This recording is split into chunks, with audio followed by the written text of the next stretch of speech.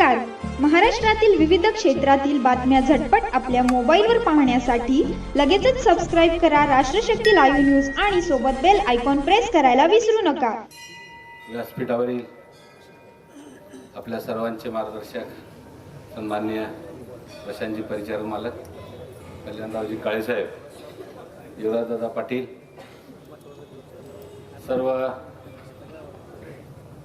सर्व पक्षाचे म्हणण्यापेक्षा आता सगळे एकाच पक्षाचे म्हणावं लागतं. पण आता एक कुठल्या पक्षात राहिला नाही.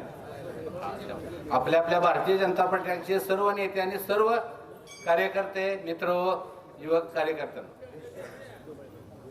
जिल्हा परिषद पंचायत समितीच्या इलेक्शनला सामोरं जात असताना रांजणीत श्रद्धेय मोठ्या मालकाने प्रथा घालून दिली होती. त्यांना या महादेवाचा आशीर्वाद होता आणि रांजणीत नारळ फोडला की आपला विजय 100% ठरलेला असतो. त्यामुळे आज प्रशांत मालकाने आणि सर्व कार्यकर्ते निर्णय घेतला आणि रांजणीत आपला नारळ फोडला. या नारळच्या शुभारंभाला तुम्ही तालुक्यातून आलेल्या सर्व उमेदवार कार्यकर्त्यांना मी विनंती करणार आहे की केंद्रात राज्यात डबल इंजिनचं सरकार आहे. गेल्या वेळेला सुद्धा आपलं ट्रिपल इंजिनचं सरकार होतच. आता सुद्धा हे तिसरं सरकार आपल्याला आणायचं आहे. गेल्या वेळेला खुद्द आता त्याची लेकर लढते ती, पण ज्या वेळेला खुद्द भारत भालके जिवंत होता त्यावेळेला छताडावर पाय ठेवून शेट आम्ही आणले. आता अवघड नाही काय, फक्त अवघड काय आहे, तुमच्यातली जागृती अवघड आहे. ह्या 2-4 तालुक्याला काय झालं नेमकं गणित कळत नाही.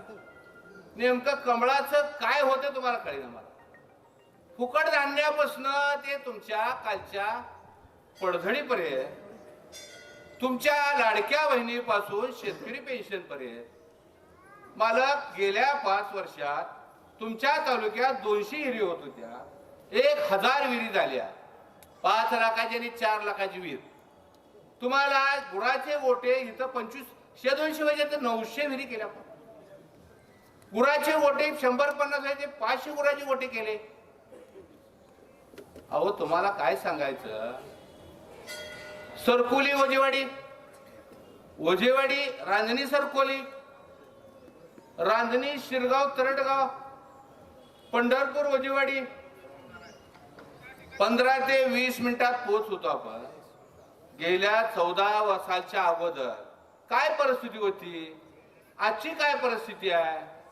अहो रांजणी करकमला कुटीर रुग्णालय झालं म्हणून आपण रांजणीला मोठा दवाखाना आणला, तो ट्रान्सफर करून आणला. सरकारकडे पैसे नव्हतं, गुजनीची जमीन घ्यायचं ठरवलं, त्या सुद्धा विद्यमान आमदारांना तत्काळचा खोडा घातला. मग आम्ही जिल्हा परिषदेच्या माध्यमातून 20 लाख आणि लोकवर्गणी करून रांजणी आणि आंबेडकरांनी मिळून ते सरकारी दवाखान्यात उभा केला. खोडा घालणे, आडवं चालणे एवढा धंदा आहे. मला मूळ मुद्द्याकडे यायचं आहे. तुम्ही सगळ्यांचं दुखणं काय कमळाच्या बाबतीत तेवढं सांगा. विचित्र परिस्थिती आहे. भारतात, महाराष्ट्रात सगळीकडे वेगळा प्रकार चालू आहे. आणि तुमच्या 4 तालुक्यात काय अडचण आहे. कल्याणराव काळेसाहेब, आपण सुद्धा आपल्या कार्यकर्त्याला समजावून सांगितलं पाहिजे. डाव्या उजव्या मागच्या पुढच्या जात धर्म पंथ हे विषय डोक्यात न घेता आज नरेंद्र मोदी सारखा युग पुरुष, देवेंद्र फडणवीस सारखा स्ट्रॉंग पोलादी माणूस, तुमच्या जिल्ह्याला पालकमंत्री, एवढा स्ट्रॉंग पालकमंत्री. अहो काल जे निर्णय सांगतो तुम्हाला जिल्हा परिषदचा, तुमच्या या लाईट बिलासाठी शाळेची कनेक्शन कट व्हायची, दवाखान्याची कनेक्शन कट व्हायची, ग्रामपंचायतीची कनेक्शन कट व्हायची. काल त्यांनी 45 कोटी रुपये सौर ऊर्जेला दिले. त्यामुळं भविष्यात तुमच्या ग्रामपंचायतीला, दवाखान्याला, गुराच्या दवाखान्याला कशालाही आता बिलासाठी थांबावं लागणार. तुमच्या घरावर सौर ऊर्जा आल्यामुळे तुम्हाला लाईटी स्वयंपूर्ण झाला. तुम्ही तुमच्या शेतातली लाईट फुकट, आता घरातली लाईट सबसिडीवर फुकट. आता फुकट काय राहिले तेवढं मला सांगा. नेमकी अडचण काय सांगा. गेल्या 4-2 इलेक्शनला मालकाच्या वेळेचा पराभव बघितला, मोठ्या मालकाच्या पराभव बघितला. काल अवताडे साहेबाचा निसटता विजय बघितला. मनाला अंतकरणाला विचार करा, अंतकरणाला विचार करून सांगा. तुम्हाला सांगतो, गीता घोटाळा झाला तर वरचं सरकार असून का उपयोग नाही. 36 योजना जिल्हा परिषद मार्फत आहेत. 36 योजनेचा लाभ मिळणार नाही. आपण नेलं वर अडकलं, खालनं नाही केलं, मधीच अडकलं तर काय करणार. तुम्ही मनोमन विचार करा. आणि ह्या उद्याच्या इलेक्शन मध्ये हिथं ह्या गणात आमची लेख आहे. आम्ही लेख उभा केली. काशेगावात मालकाने सांगितलं ओबीसी दिला जाईल, तर ओबीसीच्या माळी समाजाच्या माणसाला दिलं. माझा स्वतःचा दाखला असताना, मी दावेदार असताना मी सांगितलं बहुजन समाजात गेलं पाहिजे, बहुजन समाजाच्या माणसाला न्याय दिला गेला पाहिजे. म्हणून आम्ही माघार घेऊन काशेगावच्या माळी समाजाच्या उमेदवार दिला. मी त्यांना विनंती करणार आहे तुम्हाला सर्वांना, कुठला धर्म पंथ मतभेद एकमेकातला दुस्वास, कल्याणराव काळेसाहेब तुम्हाला सांगतो, विठ्ठल परिवारातल्या प्रत्येक माणसाला सांगतो, मी तुमचा पहिला घटक होतो. आज मी पांडुरंग परिवाराचा घटक आहे.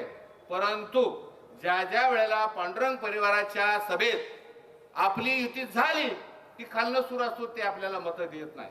आपले कार्यकर्ते युवराज दादा, विठ्ठल परिवारातल्या नेत्यांनी जबाबदारी घेतली पाहिजे. आणि मी तुम्हाला सांगतो, ज्या वेळेला पांडुरंग परिवारातल्या कार्यकर्त्यांना सांगतो, ज्या वेळेला तुम्ही एकटा नेता जाईल, त्याच्या मागे 100 कार्यकर्ते असतील, तर त्यातले 30 गळून राहत असतात, 70 देत असतात. वजाबाकी तर नक्की नाही. आपल्यातला गैरसमज काढून टाका. आज आमच्या सरकुलीचे डायरेक्टर आहेत कल्याणरावचे, आमच्या राणीचे कार्यकर्ते आहेत, आंब्याचे डायरेक्टर आहेत, मुंडेवाडीचे कार्यकर्ते आहेत. मी सर्वांना सांगणार आहे, अत्यंत निष्ठेने आणि काळजीपूर्वक काम केलं गेलं पाहिजे. आम्ही तुम्हाला साथ दिले, तुम्ही आम्हाला साथ द्या. या इलेक्शनला तुमचं माझं मारायचं नाही. एक चित्तानं एक दिलानं लढायचं आणि बेलभंडार उधळायचा. आणि हे स्पष्ट कुठं झालं पाहिजे. मी स्पष्ट बोलणारा कार्यकर्ता आहे, म्हणून मी सांगतो, प्रत्येकाच्या मनातला रुसवा काढा. घडत असतंय तुमचा वैयक्तिक रोष, वैयक्तिक वाद, तुमच्या ग्रामपंचायतीच्या जुळणीचा काय खेळ यात घालू नका. कुणी ग्रामपंचायत जुळणीवर बराच खेळ चालू असतो, तर ग्रामपंचायत जुळणीचा खेळ घालायचा नाही. आपण करायचा आहे तर उद्याच्या विजयासाठी करायचा आहे. मी तुम्हा सर्वांना विनंती करतो की हा विजय फार मोठी ताकद एकीकडे आहे. आणि जर चुकीचा संदेश गेला तर चुकीचं होईल. तुम्हाला सांगतो, ही सगळं आज सगळं भगवमय आहे, आज सगळं भाजपमय आहे. त्यासाठी तुम्ही सर्वांनी अत्यंत काळजीपूर्वक विश्वासाचं काम करा, अशी तुम्हाला विश्वासाचं काम करा अशी विनंती करतो.